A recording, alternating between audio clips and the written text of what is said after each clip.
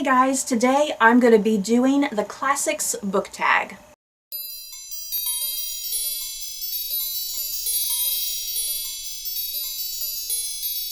So just to make a note before I get going, this tag was started by It's a Books World, her blog, and this is a series of 10 questions talking about classics. I feel like I don't get to talk a lot about classics on this channel because classics are something I don't read a lot of anymore since I left college, which is unfortunate because there's so many classics that I've always wanted to read and I've never gotten around to, and it's a shame that my reading of classics stopped after college. So let's just get going. The first question: an overhyped classic you didn't like?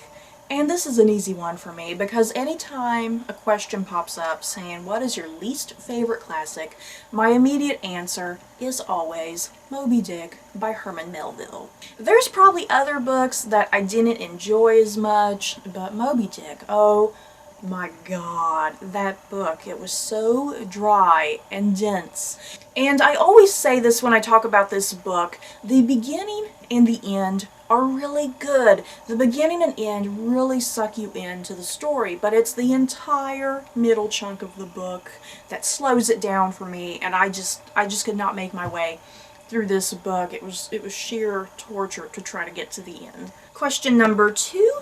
Favorite time period to read about? This is another kind of difficult one because I love reading a lot of stuff from the Elizabethan period, the Regency period, but I think I decided to go with the Victorian period. There's just so many books that I love that are set in the Victorian period, and the Victorians were just a funny people. You know, I mean, they had so many weird social customs and this and that, and yeah, just so many scandalous things that could happen to you in the Victorian period that today we would just be like, okay. Question number 3, your favorite fairy tale. I honestly don't think I've read a hell of a lot of the classic fairy tales. It's like I know I have, but I'm not quite sure which ones. But I do believe I've read the traditional Grimm's version of Snow White. Snow White, oh my god, talk about a complete departure from the Disney adaptation. Because in the Grimm story, when the stepmother is trying to do all sorts of horrible things to Snow White, it gets pretty deep and it gets pretty dark. Not only is there the poisoned apple, I think, but there's also like a poisoned comb. There's a corset that she tries to suffocate the life out of Snow White. Whew. Yeah, Disney definitely did not put that corset in. Question number 4, most embarrassed classic that you haven't read. And there's a lot. Oh my god, there's so many classics. It's like, oh my god, I've not read this. Why have I not read this? But I think one of my top classics that I am ashamed that I've not read, probably Dorian Gray by Oscar Wilde.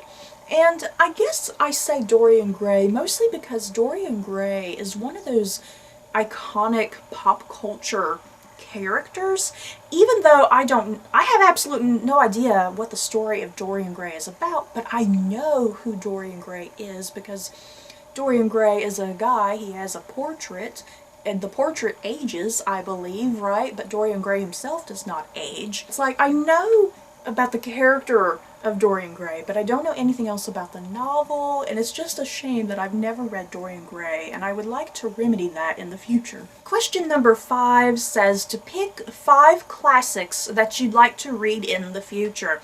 And there's mega tons of classics that I'd like to read in the future, but I decided to pick classics that I already have here in my room, that there is a good positive chance I will get to these in the near future. So, in no particular order, the first classic that I'd like to read sometime in the future would be The Iliad by Homer.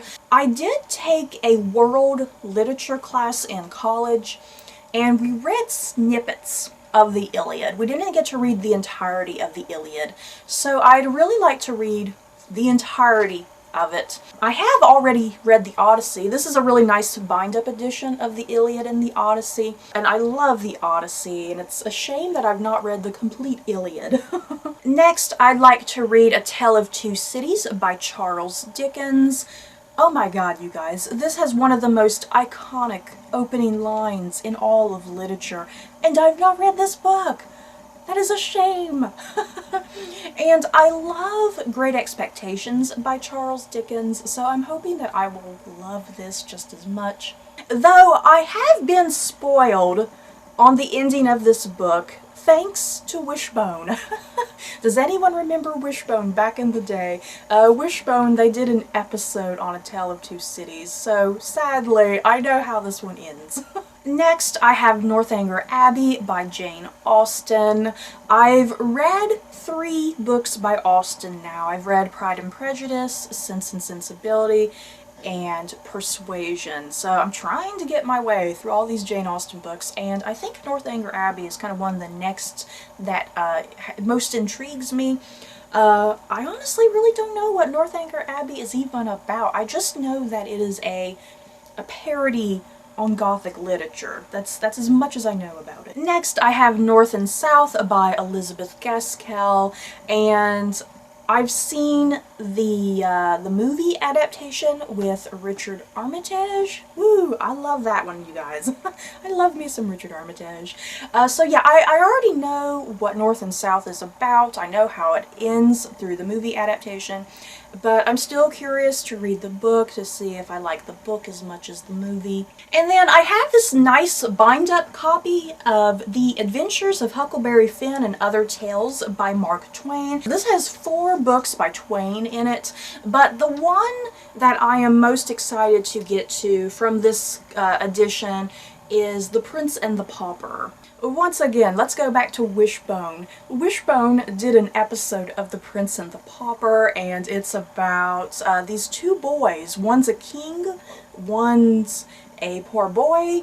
They get switched. They switch lives, live in the other's shoes for a day.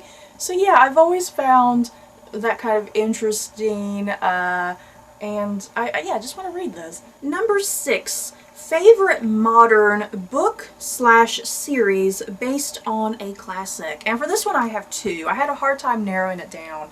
I have so many books based off of classic literature. It's not even funny. The 2 books that I have are Elias Hook by Elisa Jensen and Dracula, My Love by Siri James.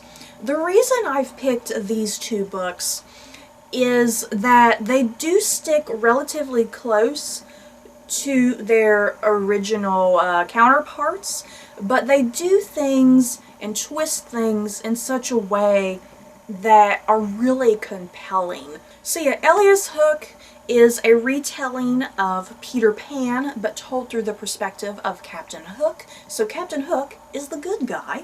And then in Dracula, My Love, this is a retelling of Bram Stoker's Dracula, told through the point of view of Mina Harker and her romantic relationship with Dracula. So yeah, if I had to recommend 2 books based off of classic literature, I would definitely recommend these 2 because they are so captivating and incredibly well done. And also just give you a new perspective at the original stories and makes you kind of want to reread those stories with a whole new set of eyes. Question number 7, favorite movie/TV series based on a classic. And I had to go with Jane Eyre, you guys. How could I not go with Jane Eyre? Let's see, we have Ruth Wilson and Toby Stephens as Jane and Mr. Rochester. These 2 were utterly hot with one another, so much chemistry, really spiced up the Jane and Mr. Rochester relationship. Probably one of the most perfect adaptations of a book I have ever seen. And I've seen a lot of adaptations in my lifetime, you guys, and I think this is one of the best. Question number 8, worst classic movie adaptation. And I've seen a few of these as well, but I think one that kind of came instantly to mind for me was The Scarlet Letter, starring Demi Moore and Gary Oldman. You guys, that movie. Okay, let's get this out of the way. I love The Scarlet Letter. The Scarlet Letter is up there in some of my favorite classics. So I happened to finish the book one day.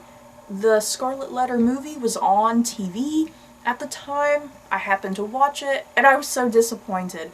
Oh my god. I mean, it had some elements of the book in there, but it changed around a lot of things and did some stupid, silly things, and I just did not like that adaptation of The Scarlet Letter at all. So yeah, a bit cringe-worthy in places. I wouldn't really recommend it. Question number 9. Favorite editions you'd like to collect more classics from? I am a huge fan of the Barnes & Noble leather-bound classics. They are just utterly gorgeous and beautiful, like just all around. The entire book is beautiful, even the inside. So just to share a few of the Barnes & Noble leather-bound classics that I do have, I showed you this one earlier. I have this nice bind-up of the Iliad and the Odyssey by Homer, The Complete Sherlock Holmes by Arthur Conan Doyle, The Snow Queen and Other Winter Tales. And then this isn't a classic at all, but still, I have Michael Crichton's Jurassic Park and The Lost World. I like that they're starting to do a lot of modern classics, I suppose. I still don't even know if this is a classic, but still, it's in a nice leather-bound edition. And the final question, underhyped classic you'd recommend to everyone? For this question, I decided to go with The Moonstone by Wilkie Collins. I just don't hear enough people talk about this book, which is a shame. This is pretty much a Victorian mystery surrounding this gem known as the Moonstone. And yeah, this detective trying to discover the whereabouts of the missing diamond, and it's so good. If you like Sherlock Holmes, you need to pick this up, because in my opinion, I think this is better than some of Conan Doyle's works, which may be a bold statement. So yeah, I wish more people would read this. I remember the first time I read it, I wasn't particularly looking forward to it, but after the first couple chapters, I quickly fell in love with it. I was really deep into the mystery, trying to figure out where the missing diamond was. So that's it for the classics tag. I had a lot of fun with this. Like I said earlier, I don't get to talk a lot about classics, which is a shame. So tagging someone, I'm not quite sure who to tag. If you read a lot of classics, then I tag you. It is best if you do read a lot. If you're someone who just has only read a very small portion of classics, you're probably going to have a difficult time getting through this tag. But yeah, if you're someone who has read megatons of classics, yeah, go for it. So that's it for this video. I hope you guys enjoyed. Don't forget to like, comment, and subscribe. And if you liked this video, you may like these other videos. Bye, guys.